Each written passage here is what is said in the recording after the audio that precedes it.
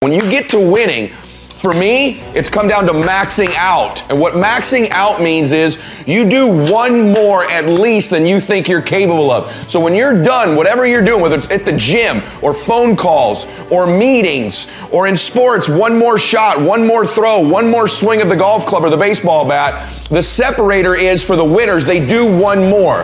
I'm addicted to one more. And so I want your mantra going forward to be one more. What does that look like if we're working out? That means when we're in the gym and we say, I'm gonna do 5 sets of 10, I'm crazy.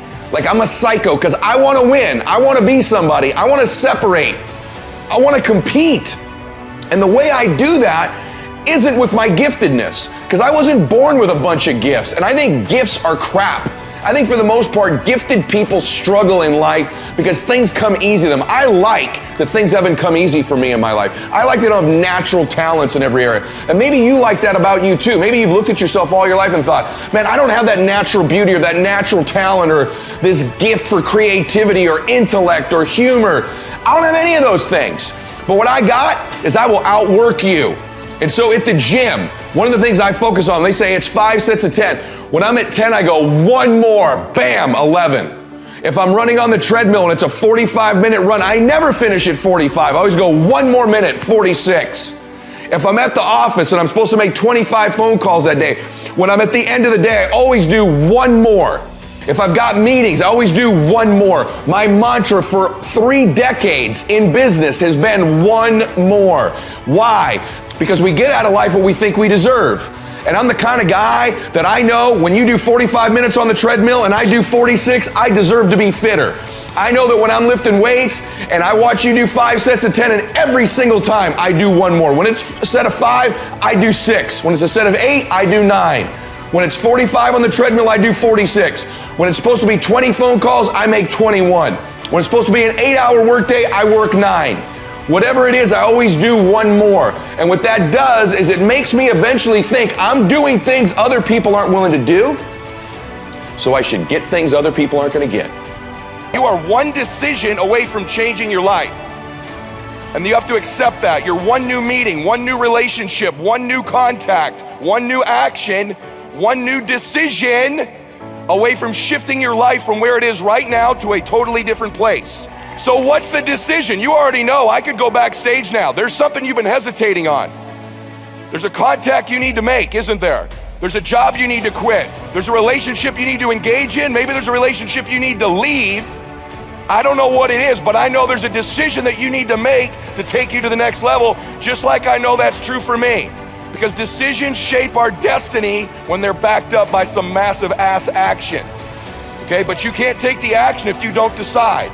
Everyone say yes. People avoid being desperate. Think of the fact they come here tonight and they're down. They're not where they want to be financially. Their relationships aren't what they want. Maybe they're in a desperate place, and you might think that's a negative thing. But when you're in a desperate place, you take the best actions. Desperation is a great place to be. Those of you that are achieving, one of the reasons the achievement is slowed down is you've allowed yourself to feel less desperate. When you were broke and starting your business, or when you were brand new in your relationship and you were desperate to get her to love you or desperate to get him to love you, you took massive big action. How many of you are moms in the room? Raise your hand. You moms, if you woke up tomorrow morning and your baby wasn't in their bed, would you be desperate right away, yes or no? Big time desperation. You wouldn't be thinking about what you need to do. You'd be acting, wouldn't you? You'd immediately make the decision. You'd take massive action. You'd search the house. You'd go into the street. Would you worry if your makeup was on right? How you looked, what people thought about you? You wouldn't, would you? Have to have the perfect plan to go find your baby that's missing. You wouldn't need any of that because you were desperate. So when you remove desperation, all this bullshit creeps into your life where you think you have to have the perfect plan and look the perfect way and have the perfect thoughts and be all zen and perfect. What you need is to be desperate. What you need is to get after it. And I want you to get desperate to make that decision. Why? Because our obsessions become our possessions. What you obsess about most regularly, you will eventually possess in your life. The challenge for most people, sisters and brothers, is that we obsess on the things we're fearful of, what we don't have, what we're worried about.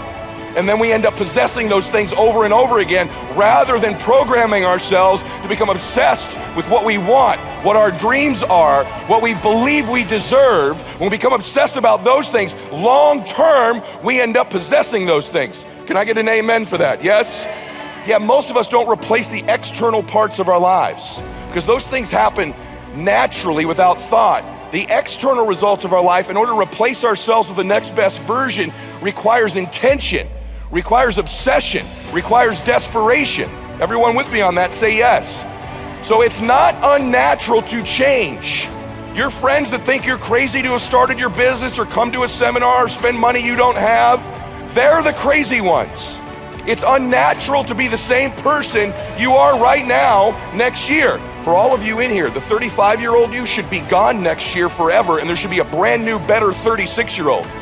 You 20-year-olds, there should be a better 21-year-old next year. You should constantly be replacing yourself, just like your bones do, just like your lungs do, just like your cells do. It's natural to be replacing ourselves, but we're around people who aren't, so we think it's natural not to. I think you got to find a business you're going to start. And here's what I did. I played a game with myself, and that game was this. If I hit my certain goals in a given month, I think you should go touch your dreams. I think you should live in your dreams. I think that the more familiar you become with your dream or whatever it is you want, the more you can touch it, feel it, and be around it, the more likely you become comfortable in it, the more likely you'll acquire it. And so one of the big things that I did was I would set these goals up, whether it be an income goal or a production goal. This is when I was part-time as an entrepreneur. And I'd say, if we hit X, we're going to go away for one night. And that one night would be to a nice place. It might be like the Ritz-Carlton Laguna Beach, right, where I would go, or the La Quinta Resort in Palm Desert. And I'd do one night of my dream. I'd spend the $300 or $400. My wife would get a nice massage. Get a taste of it. And I'd go play golf. And guess who you run into those golf courses? You run into some rich dudes. And I'd run into those guys on the golf course, and I would get to know them for that weekend, that time. So it wasn't golf. You're touching possibility. You're living your dream. The more you can touch it. If your dream is to feed 1 million people, spend one day a month actually in those charities feeding people. The more you get comfortable in your dream. So you don't wait until you're set to do it. You get little. You never do. You know this. Every little thing you've acquired, even getting Elena. You talked about how you chased her for 13 months. You got around her a little bit in the meantime, because the more comfortable she could get with hearing your voice messages are from you, the more likely she's going to get in your dream. Because you belong in your dream, but you have to touch it regularly before you get it. A couple ironic things about closing and selling that you may not have ever been told before, but I'm going to tell you. People don't have to believe what you're saying. Is that crazy? People do not have to believe what you're saying. In fact, too many of you spend too much time trying to get people to believe what you're saying. And you come across like a beggar because of it. You seem desperate. Who's ever trained you to get people to believe what you're saying doesn't get influence. There's a subtle difference that the great ones know. And you've probably never been told this before, but I know it. And persuasion is not about getting people to believe what you're saying. You ready? Persuasion is about getting people to believe you believe what you're saying. That's a subtle difference, brother. That's a subtle difference, sister. If you start to think through, I need to get people to believe I believe this, not to get them to believe it. People buy things all the time they don't believe. People buy things all the time they don't understand. That's okay. We want to educate, we want to train, but they don't have to believe everything you're saying. If they have to do that, you're going to look like you're begging all the time. They got to believe you believe it. That's a different intention. The most certain person always influences the less certain person. When you're exchanging with a recruiter or a client, they're either going to close you or you're going to close them. And that's certainty. Certainty is influence. And you can't transfer to me something that you're not experiencing for real. You have to really believe it. You got to really be a crusader. You got to really understand it. When you really believe something, you can transfer that certainty to me. Everybody with me on that? Say yes. This is a huge deal. It's a huge deal that you need to begin to understand that persuasion is they believe you believe what you're saying. I love that most people don't take anything seriously. I love that most people aren't coachable. I love that most people don't do what I teach or that anybody teaches. I love that. That's how certain people win. Half y'all haven't written a damn word down I've said. If you were in my team, I'd slap the hell out of you.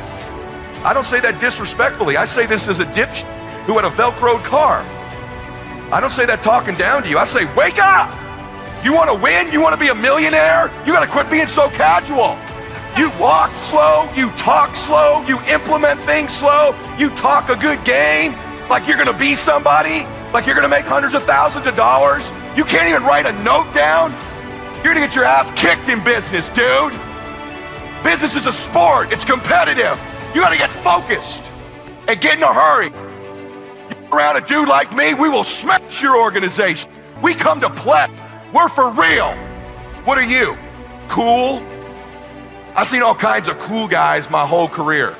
Cool guys go broke. Cool guys have little flashes in the pan. They have a good 2 or 3 years.